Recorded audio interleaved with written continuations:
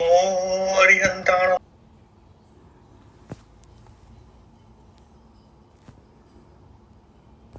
મેષો વંચન મુખારો સૌ પાવ ફણાસણો મંગલાણં ચ સૌવે સિંહ પરમં વૈ મંગલમ અર્હંતો ભગવંત ઇન્દ્ર મહિતા સિદ્ધાશ્ચ સિદ્ધિ સ્થિતા આચાર્યાદિન શાસનોન્નતિકરા પૂજ્યા ઉપાધ્યાયકા શ્રી સિદ્ધાંત સુપાઠકા મુનિવરા રત્નત્રયારાધકા પંચૈતે પરમેષ્ઠિનાં પ્રતિદિનં કુર્વન્તુ મંગલમ. પામ્યો છું બહુ પુણ્યથી પ્રભુતને ત્રૈલોકના નાથને હેમાચાર્ય સમાન સાક્ષી શિવના નેતા મળ્યા છે મને. એથી ઉત્તમ વસ્તુ કોઈ ન ગણું જેની કરું હું માંગણી. માંગું આદર વૃદ્ધિ તોય તુજમાં એ હાર્દની લાગણી. વીરા સર્વસુરા સુરેન્દ્ર મહિતો વીરંબુદા સંશ્રિતા વીરેનાભિ અત સ્વકર્મ નિચયો વીરાય નિત્યં નમઃ. વીરા તીર્થમિદં પ્રવૃત્તમતુલં વીરસ્ય ઘોરં તપો વીરે શ્રી ધૃતિકાંતિ નિચય શ્રી નયનભાઈ.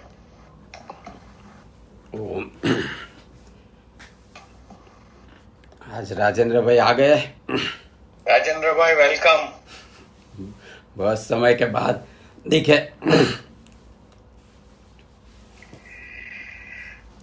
આજે આત્માના 6 પદ એના પર જે આપણો સ્વાધ્યાય ચાલે છે એના પર આગળ વિચારણા કરીશું કે આત્માના 6 પદ કયા છે. તો કે આત્મા છે એ પહેલું પદ છે. બીજું આત્મા નિત્ય છે એટલે કે શાશ્વત છે, એનો નાશ નથી, અવિનાશી છે. ત્રીજું પદ આત્મા કર્મનો કર્તા છે એટલે કર્મ આત્મા જ કરે છે. ચોથું પદ આત્મા કર્મનો ભોગતા છે એટલે કર્મ કરે છે એટલે આત્મા કર્મને ભોગવે છે. પાંચમું પદ મોક્ષ છે એટલે કે આત્માનો મોક્ષ થઈ શકે છે, મોક્ષ થાય છે. અને મોક્ષ થાય છે એટલે છઠ્ઠું પદ છે મોક્ષનો ઉપાય, કે મોક્ષનો ઉપાય સુધર્મ છે. એટલે આ 6 પદ કે જે આત્માઓએ આ 6 પદને આત્માને પામ્યા છે એવા જીવોએ આ 6 પદ બતાવ્યા છે. એટલે કે સર્વજ્ઞ ભગવાને આ 6 પદ બતાવ્યા છે, જીનેશ્વર ભગવાને. એટલે આ 6 આત્માના આ 6 પદ પર જો વિચારણા કરવામાં આવે, સુવિચારણા, તો કે જીવને સમ્યક દર્શન થાય છે. કારણ કે આ 6 પદમાં જ કે સમ્યક દર્શનનો નિવાસ છે. સમ્યક દર્શન આ 6 પદમાં જ રહેલું છે. એટલે સુવિચારણા એટલે એવી વિચારણા કે જે વિચારણાથી આત્મા કે સર્વાંગે સમજાય, કોઈ અવિરોધપણે, કોઈ શંકા વગર સપ્રમાણ સમજાય, કે બધા પ્રમાણોથી આત્મા સમજાય એટલે કોઈ શંકા ન રહે. એટલે સંપૂર્ણ આત્માનું સ્વરૂપ સમજાય. અને જો સંપૂર્ણ આત્માનું સ્વરૂપ સમજાય તો જીવને તેના પર શ્રદ્ધા થાય, તેનું યથાર્થ દર્શન થાય અને જીવને કે સમ્યક દર્શન થાય. કારણ કે આ આત્મામાં સમ્યક દર્શનનું મૂળ સમાયેલું છે. એટલે જીવ જો એના પર સુવિચારણા કરીને સમજે, સર્વાંગે સમજે, તો જીવને કે સમ્યક દર્શન થાય છે. સાચવીને સ્ક્રીન છે દીકરા, એટલે આ- ડાઘાનો સ્ક્રેચ પડી જશે. એટલે આ જે લે take tissue and wipe it then. નમ્રતાબેન, તમારો અવાજ આવે છે. Oh sorry. એટલે આત્માના 6 પદ કયા છે? તો આપણે ગયા સ્વાધ્યાયમાં 2 પદ પર વિચારણા કરી કે આત્મા છે. તો એને આપણે સંક્ષિપ્તમાં સમજીએ કે આત્મા સ્વભાવે કરીને કે પદાર્થ છે અને જગતના સર્વ પદાર્થ કે તેના ગુણો અને લક્ષણથી ઓળખાય છે. એટલે જોઈએ આપણે જેવી રીતે કે ઘડો હોય કે કપડું હોય તો તે કે એના ગુણોથી ઓળખાય, એની પ્રોપર્ટીઝથી જ ઓળખાય, એના લક્ષણોથી ઓળખાય. તો કે આત્મા પણ સ્વભાવે કરીને પદાર્થ છે અને આત્માના ગુણો છે. આત્માના ગુણો જ્ઞાન, દર્શન, વીર્ય અને ચૈતન્ય. એટલે આ ચૈતન્યપણું કે આ જીવ સિવાય બીજા કોઈ પદાર્થમાં જોવામાં આવતું નથી. એવી જ રીતે જે લક્ષણો છે આત્માના કે જ્ઞાતા અને દ્રષ્ટાપણું, કે આ જોવું અને જાણવું, કે જીવ સિવાય જગતનો કોઈ પદાર્થ જોઈ શકતો નથી, જાણી શકતો નથી. કે એટલે આ જે ઉપયોગ લક્ષણ છે આત્માનું, એનાથી આત્મા જણાઈ આવે છે. અને આત્માનું જે ગુણ છે સ્વપર પ્રકાશક, કે આત્મા પોતાને પણ જાણે છે અને પરને પણ જાણે છે. જ્યારે જગતના બીજા કોઈ પદાર્થ, દીવો હજી પર પદાર્થને પ્રકાશિત કરે પણ દીવો પોતાને નથી જાણતો, પણ આત્મા પોતાને જાણે છે. એટલે આ ગુણો અને લક્ષણો હોવાથી કે આત્મા છે, આ એનું પ્રમાણ છે. અને આપણે ગયા વખતે ઘણા બધા બીજા પ્રમાણ જોયા હતા, એટલે આજે એના પર વિચારીશું નહીં, આગળ જઈશું. પછી બીજું આત્માનું પદ છે, આત્મા નિત્ય છે, એટલે કે તેનો નાશ નથી. કે આ જગતના સર્વ પદાર્થો કે કોઈને કોઈ સંયોગોથી ઉત્પન્ન થયેલા છે. એટલે જગતના બધા જ પદાર્થો કોઈને કોઈ મિશ્રણ થાય કે મેળવણી થાય તો જ ઉત્પન્ન થાય. પણ આત્મા કોઈ સંયોગોથી આત્માની ઉત્પત્તિ જણાતી નથી. એટલે આત્મામાં એવું કોઈ સંયોગ થતો નથી કે જેનાથી આત્માની ઉત્પત્તિ થતી હોય. એટલે કે જે પદાર્થની ઉત્પત્તિ ના થાય તો તેનો નાશ પણ ના થઈ શકે.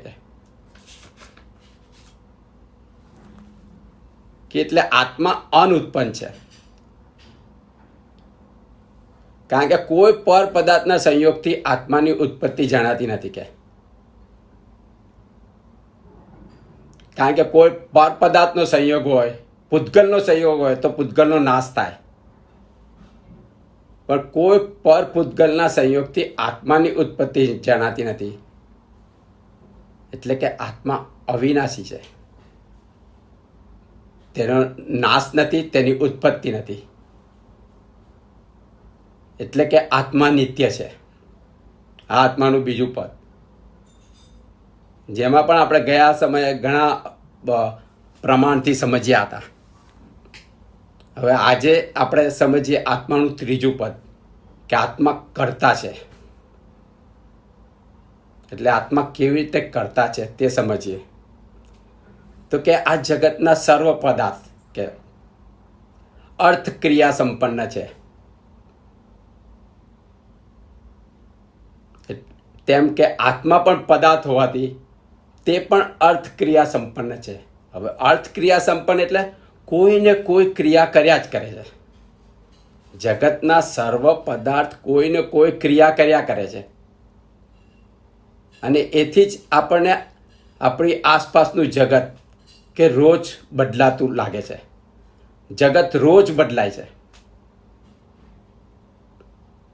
કારણ કે પદાર્થના કોઈ ગુણો વધતા જાય અને કોઈ ગુણો ઘટતા જાય.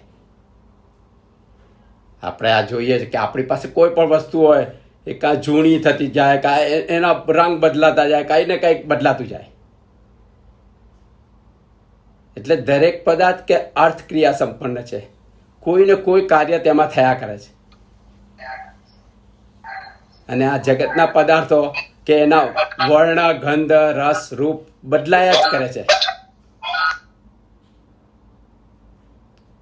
એટલે તે પરિણામ સહિત છે જગતના સર્વ પદાર્થ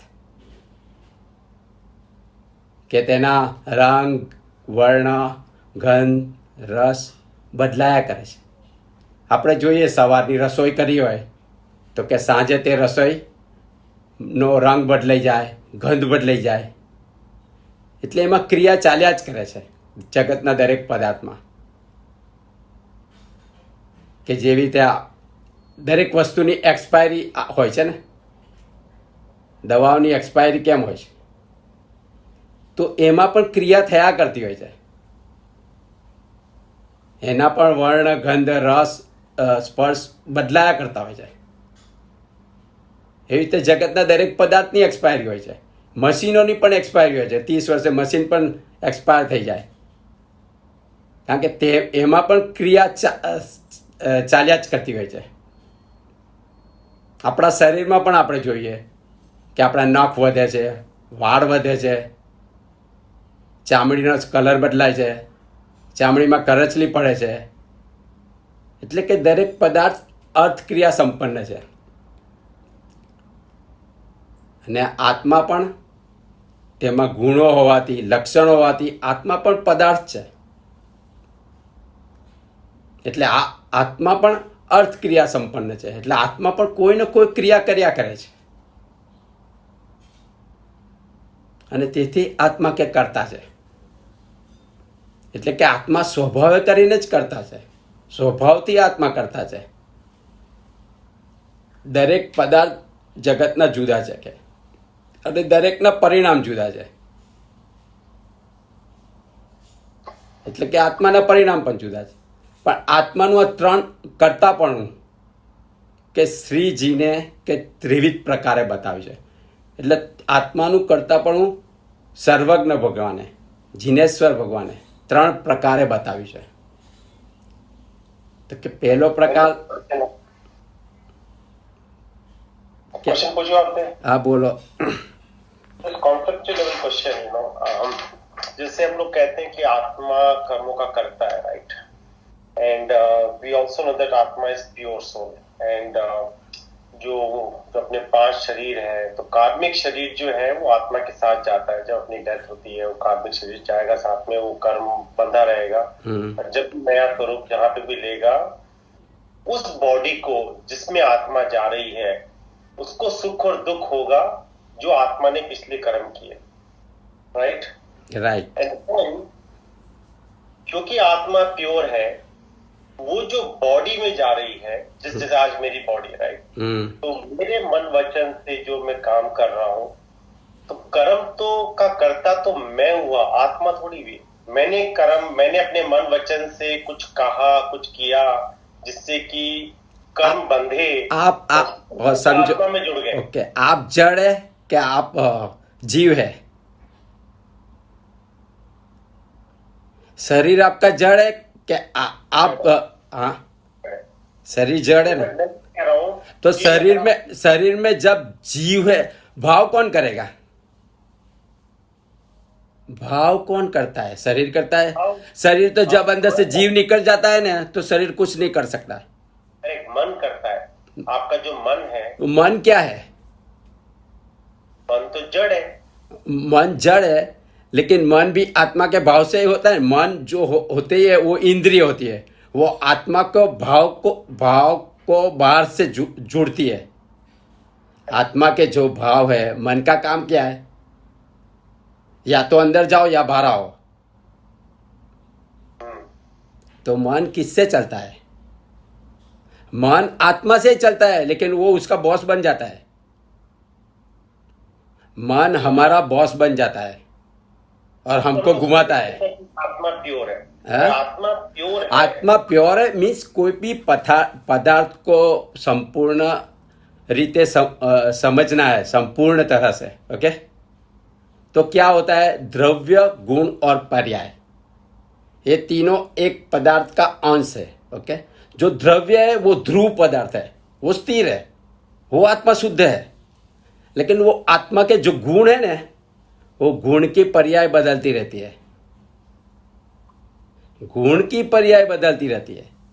जो ज्ञान है, देखो ज्ञान, अभी मैं आपको देख रहा हूँ, फिर थोड़ी देर में दूसरे को देखूंगा, थोड़ी देर, तो वो उसकी पर्याय बदलती रहती है। जैसे ऑब्जेक्ट आपके सामने आते हैं ना, वैसे ज्ञान की पर्याय बदलती रहती है। वैसे ही सब जो गुणों है दूसरे, वो सबकी पर्याय बदलती रहे। वो पर्याय जब स्थिर हो जाएगी तब आत्मा शुद्ध हो जाएगा।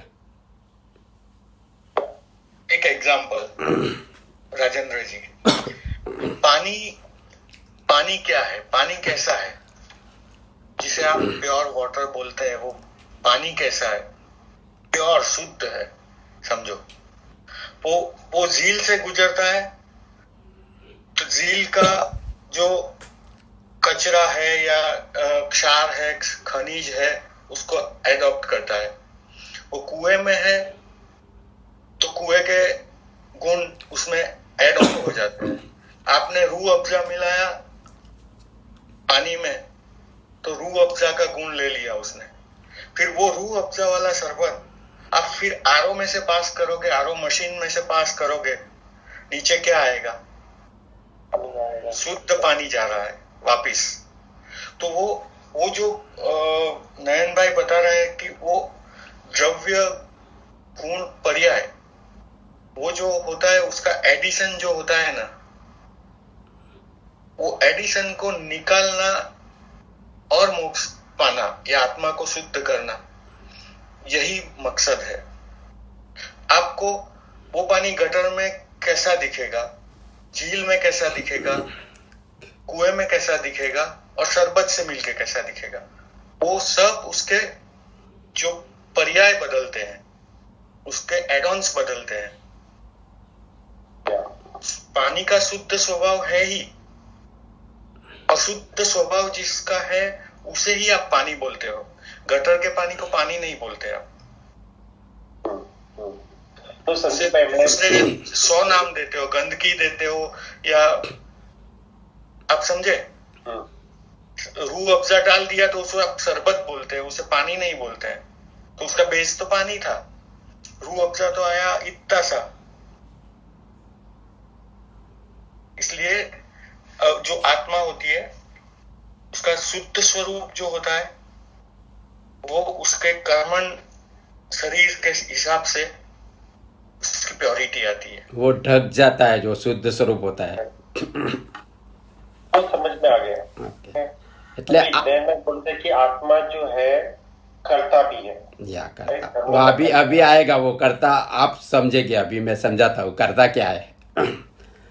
तो वो सर्वज्ञ ભગવાને કે આત્મા કરતાપણું, આત્માનું કરતાપણું 3 પ્રકારે બતાવ્યું છે।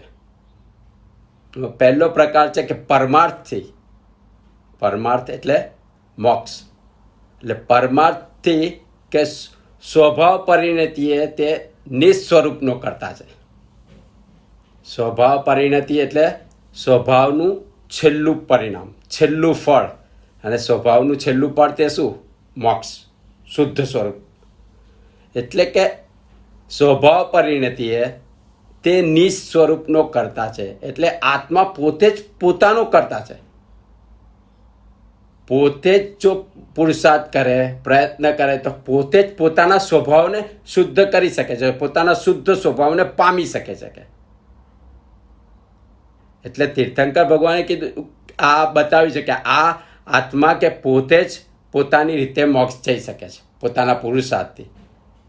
એટલે જ કહે છે કે સર્વ જીવ છે સિદ્ધ સમાન, કે જગતનો દરેક જીવ કે સિદ્ધ ભગવાનની જેવો જ છે, પણ કે જે સમજે તે થાય. કે એટલે જે સમજે અને તેમાં પુરુષાર્થ કરે જીવ જાતે, તો જાતે જ પોતાના શુદ્ધ સ્વરૂપને પામી શકે. એટલે આ પહેલું કર્તાપણું બતાવ્યું છે કે સ્વભાવ પરિણતિએ તે નિસ્વરૂપનો કર્તા છે. એટલે આપણે જોઈએ છે કે જગતના 84 લાખ પ્રકારના જીવો છે, પણ એમાં 2 જીવો એક સરખા નથી. કારણ કે દરેક જીવોના કે બંધન જુદા છે, દરેક જીવોનું કર્તાપણું જુદું છે. દરેક જીવોના કર્તાપણને લીધે જીવો જુદા જુદા કર્મો બાંધે છે. એટલે 2 જીવો એક સમાન નથી. કે એટલે આ જે પહેલું કર્તાપણું બતાવ્યું તે કે સ્વભાવના હિસાબે બનાવ્યું, કે જીવ સ્વભાવમાં જાય તો પોતે જ પોતાના સ્વભાવને પામી શકે છે. હવે બીજું કર્તાપણું બતાવે છે કે અનુપચરિત વ્યવહારથી તે દ્રવ્ય કર્મનો કરતા છે. આ વિભાવ ભાવ છે કે અનુપચરિત વ્યવહાર એટલે કે એવો વ્યવહાર કે જીવના અનુભવમાં આવે પણ ઉપચારથી દેખાય નહીં. ઉપચાર એટલે બહારથી એ દેખાય નહીં, અનુભવમાં આવે જીવના. અને તે રીતે કે એ દ્રવ્ય કર્મને બાંધે છે. એટલે અનુપચરિત વ્યવહારથી તે દ્રવ્ય કર્મનો કરતા છે. દ્રવ્ય કર્મ એટલે શું? દ્રવ્ય કર્મ એટલે જે આપણે 8 કર્મોની વાત કરીએ છીએ, જ્ઞાનાવર્ણ્ય, દર્શનાવર્ણ્ય, મોહનીય, અંતરાય કર્મ, વેદનીય કર્મ, નામ કર્મ, ગોત્ર કર્મ અને આયુષ્ય કર્મ. આ દ્રવ્ય કર્મનો કરતા જીવ પોતે છે. કે અને આ દ્રવ્ય કર્મ જીવની સાથે જ હોય છે. એટલે કે જીવને અનુભવમાં આવે, એટલે કે આપણે કહીએ છીએ ને કે જે કરે તે પામે, જેવું કરો તેવું પામો. એટલે જીવ કે જેવો ભાવ કરે તેવું કર્મ આવે. કારણ કર્મ તો પૂતગલ છે, એને ખબર નથી, પણ જીવ અનુભવથી ભાવ કરે છે. આપણે ભાવ કરીએ છીએ, આપણને ખબર છે. એટલે જીવ અનુભવથી ભાવ કરે છે તો પરમાણુ કે આત્મા તરફ ખેંચાય છે અને તે કર્મ તરીકે બંધાય છે. અને આ બંધાય છે તો તે ઉપચારથી દેખાતું નથી. એટલે અત્યારે પણ આપણને કર્મ બંધાઈ રહ્યા છે, પણ દેખાતા નથી. પણ જ્યારે ભોગવવામાં આવે ત્યારે એનો અનુભવ થાય છે. જીવ જ્યારે ભોગવે ત્યારે પાછો એનો અનુભવ થાય. એટલે જીવ કહે છે ને કે આવું મારી સાથે કેમ થાય છે, કે મને યાદ કેમ નથી રહેતું, કે આ રોગ મને જ કેમ આવે છે. એટલે કોઈનું કરેલું હોય તો કોઈને ભોગવવું નથી પડતું. કોઈનું કરેલું કોઈને અનુભવ થતો નથી. બીજાએ કરેલું હોય તો તમને અનુભવ ના થાય, તમારું જ કરેલું તમને અનુભવ થાય. અને બીજાનું કરેલું જો અનુભવ થતું હોય તો તમારો અંત આવી ના શકે, તમે કોઈ દિવસ મુક્ત ના થઈ શકો. એટલે આ વસ્તુ જીવ વિચારે તો ખબર પડે કે જીવના જ શુભ ને અશુભ ભાવથી પૂતગલો કે આત્મા તરફ ખેંચાય જાય. કારણ કે પૂતગલમાં કોઈ ભાવ નથી, જીવ ભાવ કરે છે. એટલે જીવના શુભ અશુભ ભાવ પ્રમાણે કે કર્મ બંધાય છે. એટલે આ વસ્તુ જીવ વિચારે તો ખબર પડે કે પોતાના જ ભાવથી કર્મ બંધાય છે, ભલે દેખાતા નથી. એટલે પોતાનો જીવ અનુભવ કરે તો ખબર પડે કે જીવ વિભાવવામાં આવે તો શું પરિણામ આવે. એ જીવ વિચારે તો ખબર પડે. આપણે જ્યારે કોઈક જીવ જેમ કે જો સારું વાંચન કરે, ધાર્મિક વાંચન કરે, તો જીવ સ્વભાવ તરફ વળે. જીવના કસાય ઓછા થતા જીવ પોતે અનુભવે કે મારા કસાય ઓછા થાય છે. જીવ વિચારે તો ખબર પડે આપણે ધાર્મિક અત્યારે જ આપણો સ્વાધ્યાય ચાલે છે. આપણે જો સ્વાધ્યાયમાં અંદર લીન થયા છે તો આપણે સ્વભાવ તરફ વળીએ તો તરત આપણને ખબર પડે છે કે અત્યારે મારા કોઈ કસાય બહાર નથી, કે અત્યારે મારા કસાય મન છે. એટલે જીવ પોતે અનુભવે તો પોતે વિચારે તો ખબર પડે, એના અનુભવમાં આવે. કારણ કે આ જીવ સ્વ પર પ્રકાશક છે. એટલે પોતે જ પોતાને જાણે છે. આ જીવ બીજાને તો જાણી શકે છે, પણ પોતાને પણ જાણે છે. પોતાના અનુભવ જીવ પોતે જાણી શકે છે. અને આ અનુભવથી જીવ જાણી શકે છે. એટલે તો આ બધું આપણને આપ્યું છે કે આલોયના બતાવી છે, કે આત્મવાંચના બતાવી છે, અંતર્મુક્તા બતાવી છે, ક્ષમાપના બતાવી છે, પ્રાયશ્ચિત બતાવી છે. એ જીવ સાચું પ્રાયશ્ચિત કરે તો જીવને સાચો અનુભવ થાય ને. એટલે જીવ જ્યારે વિભાવમાં જાય છે ત્યારે દ્રવ્ય કર્મને ગ્રહણ કરે છે, અને જ્યારે સ્વભાવમાં જાય છે ત્યારે કર્મથી છૂટો થાય છે. એટલે કે જીવના પરિણામ જીવને પોતાને જ ખબર પડે છે. એટલે જીવ વિચારે તો ખબર પડે કે પોતે આ દ્રવ્ય કર્મ બાંધે છે. એટલે કે અનુપચરિત વ્યવહારથી કે તે દ્રવ્ય કર્મનો કરતા છે. આ બીજું કરતા પણ થયું. એટલે જીવના અનુભવમાં આવે પણ ઉપચારથી દેખાય નહીં કે તે કર્મનો બંધ કરે છે. અને ત્રીજું કરતા પણ કે ઉપચારથી તે ઘર નગર સંબંધોનો તે કરતા છે. ઉપચારથી એટલે માત્ર સંબંધથી, બાહ્ય સંબંધથી તે આ ઘર નગર કુટુંબ ગાડી લાડી બધાનો કરતા છે. કે માત્ર સંબંધથી. કારણ કે જીવને કર્મના ફળની સાથે જ આ મકાન ગાડી કુટુંબ સંબંધો બધું જ મળે છે. પોતાના કર્મના ફળના રૂપે જ બધું મળે છે. એટલે આ કુટુંબ ને એ બધું પોતાના કર્મના ફળ રૂપ મળે છે. એ બધા સાથે આવે છે. કુટુંબ આવે, મકાન આવે, ગાડી આવે, બધું જ આવે, નગર આવે, દેશ આવે. એટલે ખાલી ઉપચારથી એટલે સંબંધના જ આવે, આ બધું આવે છે જીવની સાથે. પણ જીવ તેનો માલિક બની જાય છે કે આ મારું છે, મારું કુટુંબ, મારો દેશ, મેં ઊભું કર્યું. એટલે કે જીવ કરતા છે ઉપચારથી. ખાલી સંબંધના જ આવે તે કરતા બને છે. અને આ ઉપચાર ક્યાં સુધી? તો કે જ્યાં સુધી જીવ છે ત્યાં સુધી, કાં સંબંધીઓ છે ત્યાં સુધી. કારણ કે જીવ જાય છે ત્યારે આ બધા સાધનો અહીંયા આગળ રહી જાય છે. દેશ કુટુંબ બધું જ કાંઈ જ સાથે જતું નથી. પણ તેનો કરતા જીવ પોતે છે. કે મારું કુટુંબ, મારું ઘર, મારી ગાડી.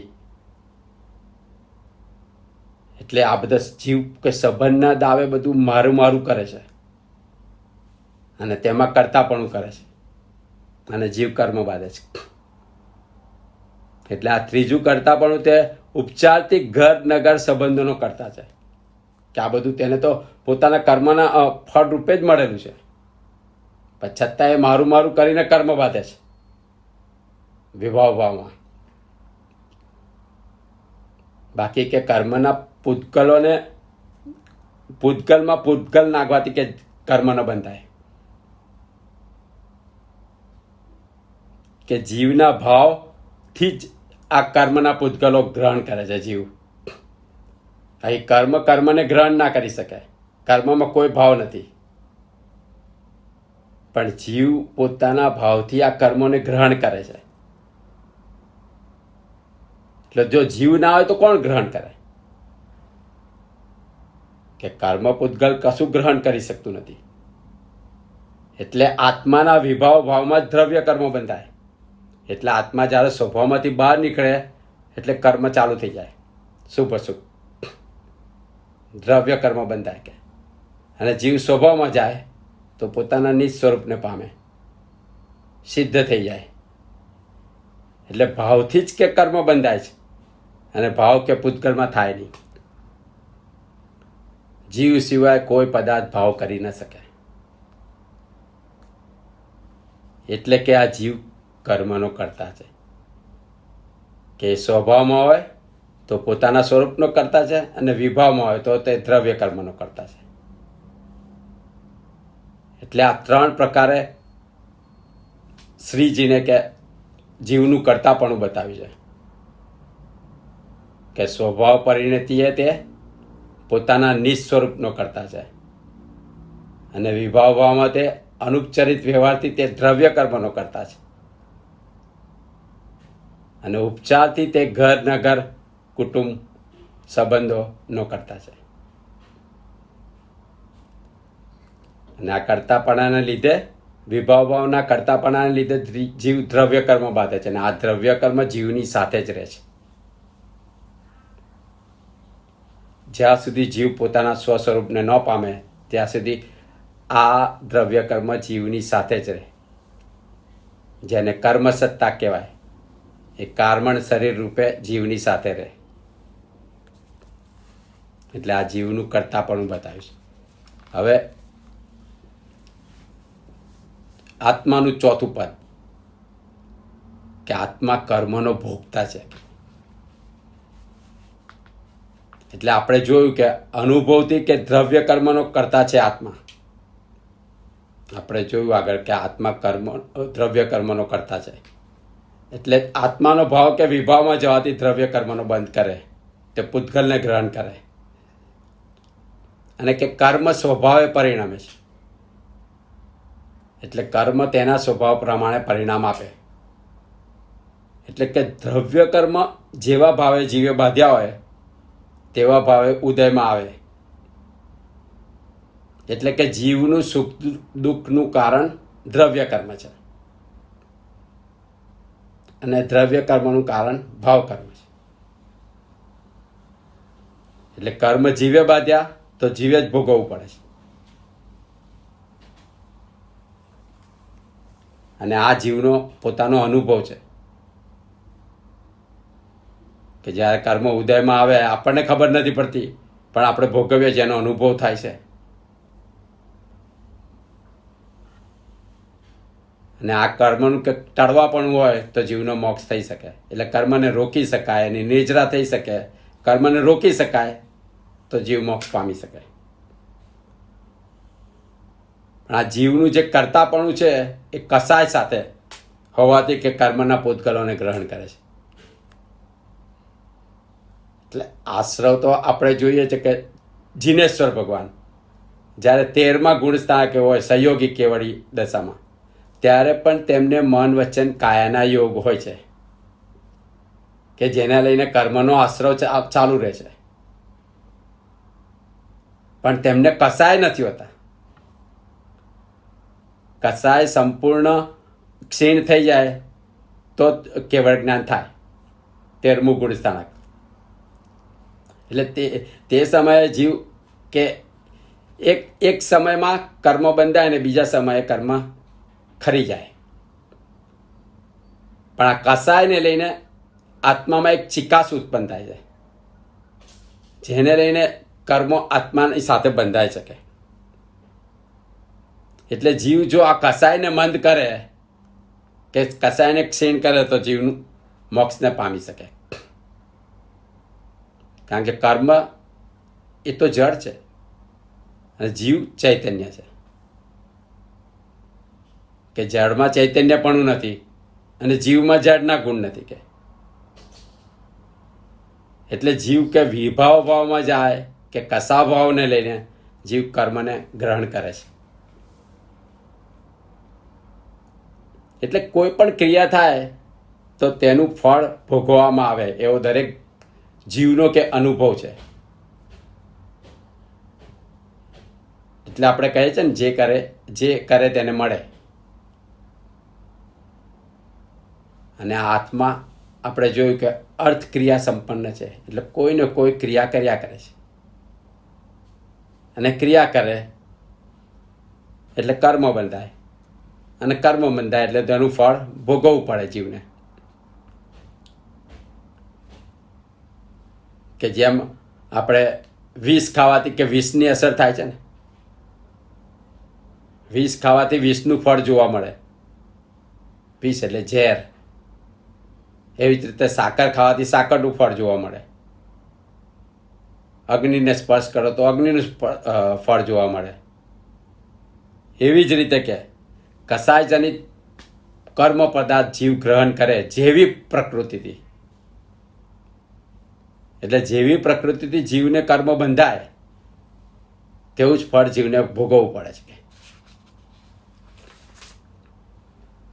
બાકી કર્મ તો કે જડ છે ને, તે ફળ આપવાને શક્તિમાન નથી. પણ એ કર્મ જ્યારે જીવની ચૈતન્ય શક્તિ સાથે ભળે ત્યારે જીવને એ ફળ ભોગવવા પડે છે. જીવ ભાવ કરે છે અને કર્મને ગ્રહણ કરે છે, અને એ કર્મ જીવની શક્તિ સાથે મળે છે ત્યારે એ કર્મમાં શક્તિ આવે છે, અને કર્મના સ્વભાવ પ્રમાણે જીવને એનું પરિણામ ભોગવવું પડે છે. એટલે કે દરેક જીવ પોતાના જ ગ્રહણ કરેલા કર્મોને ભોગવે છે, અને કર્મ સ્વભાવે પરિણમે. એટલે જેવા ભાવે જીવે કર્મ બાંધ્યું હોય તેવા જ ભાવે તેનું પરિણામ મળે. જીવે જેવા ભાવે જે કર્મ પદાર્થને ગ્રહણ કર્યો હોય એ કર્મ પદાર્થના ગુણ પ્રમાણે પરિણામ મળે. એટલે કે જીવે જો વિષનો સ્વભાવ મારવાનો છે, ઝેરનો સ્વભાવ, એટલે કે વિષને ગ્રહણ કરવાથી કે વિષની અસર થાય, કે ઝેરને ગ્રહણ કરવાથી ઝેરની અસર થાય, અને જીવ તેને ગ્રહણ ન કરે તો ન થાય. એટલે દરેક પદાર્થ, દરેક કર્મ પદાર્થ તેના ગુણ પ્રમાણે જ પરિણામ આપે. એટલે જીવ જેવા કસાય અભાવે આ પૂતગલો પણ ગ્રહણ કરે તો તે પદાર્થ તેવા જ કસાય ભાવે તેને પરિણામ આપે.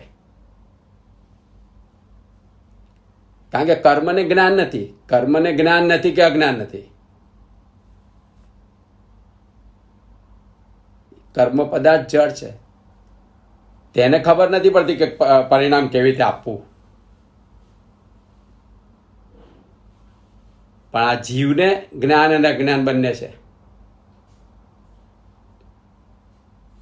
અને આ જીવના જ્ઞાન અને અજ્ઞાન એ બંને એક જ ગુણની બે બાજુ છે, એક જ ગુણના બે પરિણામ છે. કે જીવ સ્વભાવમાં વર્તે તો જ્ઞાન, અને જીવ વિભાવમાં જાય તો અજ્ઞાન.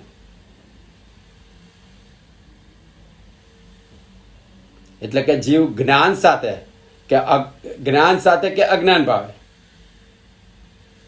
જે પણ કર્મ કરે તે જ પ્રમાણે તે કર્મ પદાર્થ પણ પરિણામ આપે. એટલે જીવે જો જ્ઞાન સાથે પાપ કરે કે અજ્ઞાન સાથે પાપ કરે, પણ એ પાપનું પરિણામ તો જીવે ભોગવવું જ પડે. કોઈ જીવ એમ કે જાણીને તમે મારો અને અજાણતા મારો પણ પાપ થયું,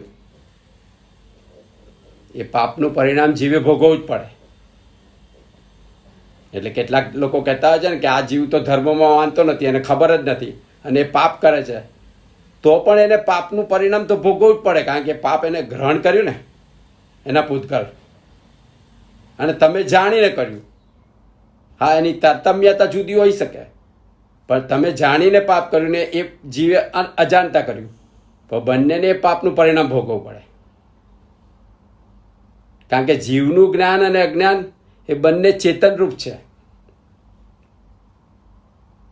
કે જીવ કે અજ્ઞાન સહિત ગરમ પદાર્થને અટકે તો પણ એ દાઝે છે, અને જીવ જ્ઞાન સહિત ગરમ પદાર્થને અટકે તો પણ દાઝે.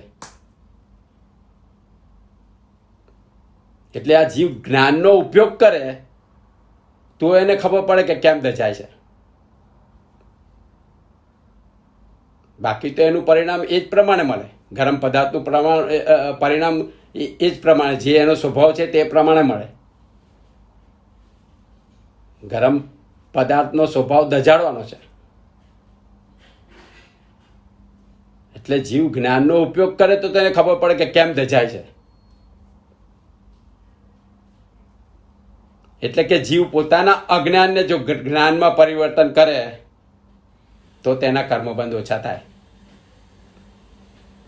અને તેના ભાવો ઓછા થઈ શકે. અને આપણે જાણીએ છીએ કે સમ્યક દર્શન શું છે? અજ્ઞાનમાંથી જ્ઞાનમાં આવવાનું પહેલું પગથિયું એ સમ્યક દર્શન છે,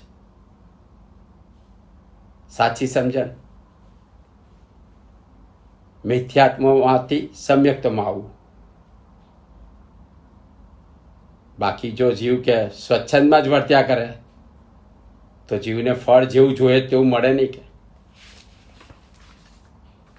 એટલે આજનો જીવ કે અજ્ઞાનમાં વર્તે છે કે સ્વચ્છંદમાં વર્તે, પુરુષાર્થ કરતો જાય, પ્રવૃત્તિ કરતો જાય, પોતાની કલ્પના પ્રમાણે વર્તે, અને પછી પરિણામ આવે ત્યાં જીવને ખબર પડતી નથી કે આજના સમયમાં કે જીવ પોતાના જ અહમ પ્રમાણે વર્તે, પોતાના અજ્ઞાન પ્રમાણે વર્તે, અને પછી પરિણામ પોતાના પ્રમાણે જોઈએ. જીવ કસાય પૂર્ણ વર્તે છે અને જીવને ફળ સારું જોઈએ છે. એટલે કે જીવને અજ્ઞાન અને સ્વચ્છંદમાં વર્તવાથી કે ફળ જેવું જોઈએ એવું મળે નહીં કે. અને પોતાના સ્વ સ્વરૂપને જાણ્યા વગરનું બધું જ જ્ઞાન કે અજ્ઞાન છે. એટલે જીવ જો એને જ્ઞાન કહેતો હોય તો એ જ્ઞાન નથી, પોતાના સ્વ સ્વરૂપને આત્માને જાણ્યા વગરનું બધું જ જ્ઞાન કે અજ્ઞાન છે. એવું જૈન દર્શન કહે છે. એટલે કે જીવ ગમે તેટલો પુરુષાર્થ કરે પણ તે જો અજ્ઞાનથી કરે તો તેની મુક્તિ થઈ ના શકે, જન્મ મરણ ચાલુ જ રહે. કારણ કે અજ્ઞાનમાં રહેવાથી જીવ કર્મના પૂતગલોને ગ્રહણ કરે છે અને તેમાં કસાય ભાવ ભળવાથી કે આ કર્મનો વર્ગના કે આત્માના પ્રદેશોને ચોંટે છે. બાકી કર્મના વર્ગનામાં કોઈ શક્તિ નથી, એ ગમે તેને ચોંટતા નથી, પણ જીવ તેને ગ્રહણ કરે છે. જીવ તેના કસાય અકસાય ભાવથી આ દ્રવ્ય કર્મરૂપ પૂતગલને વર્ગણાને ગ્રહણ કરે છે. એટલે આ કર્મનો વર્ગણા કસાય સાથે ગ્રહણ થવાથી કે તેના પરિણામથી જીવે જ ભોગવવા પડે છે. જેવા કસાય ભાવે જીવે આ પૂતગલની વર્ગણા ગ્રહણ કરી છે, કર્મણ વર્ગણા, એવા જ ભાવે જીવે તેને ભોગવવા પડે છે. અને આ કર્મ ભોગવવા માટે નો કર્મ જોઈએ, અને આપણો દેહ શરીર તે નો કર્મ છે. એટલે શરીર એક કર્મ ભોગવવાનું સ્થાન છે.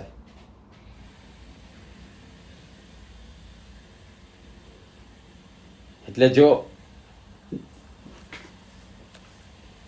કર્મ કે જીવના શુભ અશુભ પ્રમાણે જો કર્મનું પરિણામ ન મળતું હોય કે ભોગવવામાં ન આવતા હોય તો કે આ જગતમાં વિચિત્રતા કેમ છે કે એક જીવ રાજા છે, બીજો જીવ રંક છે, એક અમીર છે, બીજો ગરીબ છે, એકને ખાવાના ફાફા નથી ને એકને ઘેર ધનના ઢગલા છે, કે એક બુદ્ધિવાન છે અને એક બુદ્ધિ વગરનો છે. કે આ વિચિત્રતા કે કર્મ ભેદને લઈને છે. એટલે કે દરેક જીવે કરેલા કર્મો દરેક જીવે પોતાને જ ભોગવવા પડે છે. કોઈ કોઈના કર્મ લઈ શકતું નથી, પોતે જ ગ્રહણ કરેલા કર્મ જીવે પોતે ભોગવવા પડે. એટલે જ કહે છે કે જીવની કોઈ ક્રિયા કે નિરર્થક નથી, કોઈ ક્રિયા કે અર્થ વગરની નથી. દરેક સમયે આ જીવ ક્રિયાવંત છે. દરેક સમયે આ જીવ કે કર્મ બંધ કરતો જ રહે છે. અને દરેક સમયે કે આ જીવના ભાવ તેમાં ભળેલા જ હોય છે. એટલે કર્મ બંધ થયા જ કરે અને તે જીવ કર્મ બાંધે છે. અને તે જ પ્રમાણે કે જીવ આ કર્મોનો ભોગતા પણ બને છે. કારણ કે દરેક સમયે ક્રિયા ચાલુ છે, કર્મનો બંધ ચાલુ છે, અને કર્મ બાંધેલા છે તેનો ભોગતા પણ આ જીવ જ બને છે. અને આ ભોગતા પણ જગતમાં કે આ સુખ ને દુઃખ રૂપે દેખાય છે. અત્યારે જે આપણને દેખાય છે સુખ દુઃખ રૂપે, કે આ ભાઈને સુખ છે ને આને દુઃખ છે, એ આ કર્મનું ભોગતા પણ છે. કે સાતા અસાતા એ પણ કર્મનું ભોગતા પણ છે. એટલે આ ભોગતા પણ કે આ જગતમાં કે સુખ દુઃખ રૂપે દેખાય છે, સાતા અસાતા રૂપે દેખાય છે, અમીર ગરીબ રૂપે દેખાય છે. આ કર્મનું પરિણામ છે, પોતાના જ કર્મનું પરિણામ છે. એટલે કે ભોગતાનો નિયમ છે કે જેવું કરો તેવું વાવો, કે જેવું પામો, જેવું કરો તેવું પામો. કે એટલે આમ કે આ આત્મા કર્મનો કે ભોગતા છે.